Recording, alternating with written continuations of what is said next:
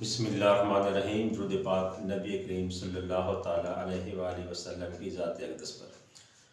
Students, chapter number 3 हमारा चल रहा है कैलकुलस एप्लीकेशन ऑफ डेरिवेटिव्स। आज मैं आपको एक डेफिनेशन के बारे में बताऊंगा कि let a function f be defined on an interval i, let x1 and x2 denote numbers in i। यानी आपके पास कोई भी इंटरवल है, ये जनरली हम बात कर रहे हैं कि उसमें कोई दो पॉइंट x1 एंड x2 जो है वो इस इंटरवल में आ रहे हैं। तो ये जो तीन कंडीशंस हैं इनको आपने ध्यान में रखना है। फंक्शन यानी f is increasing on interval, जो आपको गिवन इंटरवल होगा, इफ f ऑफ x1, अगर आप पहला पॉइंट देते हैं, अगर वो लेस देन आ जाता है f ऑफ x2 दूसरे पॉइंट पे, तो when ever x1 is less than x2, यानी जब x1 लेस हो x2 से, तो उस वक्त जब आप फंक्शन में उसकी वैल्यू पुट करते हैं तो f ऑफ x1 जो है उसकी वैल्यू लेस आ जाती है सेकंड इंटरवल पे f ऑफ x2, तो उस वक्त फंक्शन क्या होगा, इंक्रीजिंग होगा। ठीक है।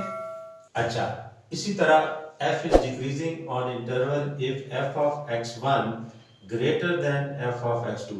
आप इंटरवल में दिए गए पॉइंट्स फंक्शन में पुट करते हैं, तो आप जब देखते हैं कि f ऑफ x1 पहले पॉइंट पे फंक्शन की वैल्यू ग्रेटर आ गई है दूसरे पॉइंट पे, तो उस वक्त फंक्शन क्या होगा, डिक्रीजिंग होगा।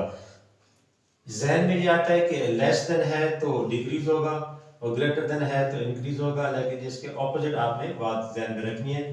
इफ f इज कांस्टेंट, यानी अगर आपने x1 दी वैल्यू और दूसरा x2, दोनों इंटरवल्स की वैल्यू दी और उनका आंसर सेम आ गया, तो उस वक्त फंक्शन क्या होगा, कांस्टेंट होगा for every x1 and x2, कोई भी x1 x2 आपको दिए गया हो तो। अब यहाँ पे मैं आपको ग्राफिकली समझाता हूँ कि लेट्स सपोज ये x एक्सिस है, ये y एक्सिस है, तो ये एक आपके पास फंक्शन का ग्राफ है y is equal to f of x। अब ये point x1 x2, definitely start में x1 कम होगा, इस तरह x2 बढ़ता जाएगा राइट साइड पे 1 2 3 4 अप टू सो ऑन। अब देखें x1 लेस देन x2 है, तो ये कंडीशन फुलफिल हो रही है कि x1 लेस देन x2। तो अब यहाँ पे x1 पे जो फंक्शन है वो f ऑफ x1 है और पॉइंट 2 पे जो फंक्शन मेंशन मैंने किया है वो f ऑफ x2 है। अब यहाँ पे देखें, यहाँ पे f ऑफ x2 जो है वो आपका इंक्रीज हो रहा है, इंक्रीजिंग फंक्शन। ठीक है। अब हुआ क्या है कि f ऑफ x1 क्या है, लेस है वैल्यू इसकी जहाँ पे, और f ऑफ x2 की वैल्यू ज्यादा है। लेट्स सपोज यहाँ पे मैं 1 ले लेता हूँ, यहाँ पे 2 ले लेता हूँ, तो f ऑफ x1 जो है वो आपका ये ऑर्डर पेयर बनेगा और f ऑफ x2 जो है वो यहाँ पे आपको वैल्यू मिलेगी। तो f ऑफ x2 जो है वो ग्रेटर देन हो गया f ऑफ x1 से।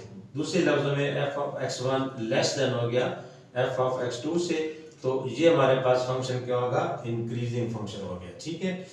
सिमिलरली अब सेकंड पे आए तो x1 x2, अभी भी x1 जो है वो लेस देन है और x2 क्या है, हमारा ग्रेटर है। लेकिन हम ये देख रहे हैं फॉर एग्जांपल जहाँ 1 हो 2 हो 3 हो, यहाँ पे 4 हो। ठीक है। यहाँ पे फॉर एग्जांपल ये मैंने 1 ले लिया और यहाँ पे मैंने 2 ले लिया। ठीक है। अब यहाँ पे जो पॉइंट आएगा वो 1 से 4 तक इंक्रीज हो गया, तो अब f ऑफ x1 पे वैल्यू ग्रेटर आ रही है as compared to f of x2। देखें ये अब यहाँ पे वैल्यू जा रही है, 2 पे पॉइंट्स बन रहा है और ये 2, 2 होगा और ये हमारे पास 1 4 होगा। तो ये आपका यहाँ पे जो है पॉइंट क्या होगा, अब यहाँ से फाइंड, अब f ऑफ x1 ग्रेटर हो गया तो ये नीचे फंक्शन डिक्रीज होना शुरू हो गया, यानी पहले ज्यादा था, आहिस्ता आहिस्ता ये कम होना शुरू हो गया। तो अब जिस पे f ऑफ x1 की वैल्यू ग्रेटर आ जाए as compared to f of x2 पे, तो उस वक्त वो क्या होगा, डिक्रीजिंग फंक्शन डिक्रीज हो रहा है। ठीक है। अब थर्ड केस पे आए कि अगर हम x1 और x2 की वैल्यू पुट करते हैं, देखिए x1 है ये x2 है, तो दोनों की वैल्यू जो है ना वो कांस्टेंट जा रही है, सेम है, ना इंक्रीज हो रहा है ना इंक्रीज हो रहा है ना ही डिक्रीज हो रहा है, कांस्टेंटली जा रहा है। तो उस वक्त हमारे पास क्या होगा, अगर दोनों वैल्यूज पे आंसर सेम आता है तो फंक्शन हमारा क्या होगा, कांस्टेंट होगा। तो ये बेसिक डेफिनेशंस हम सीख रहे हैं।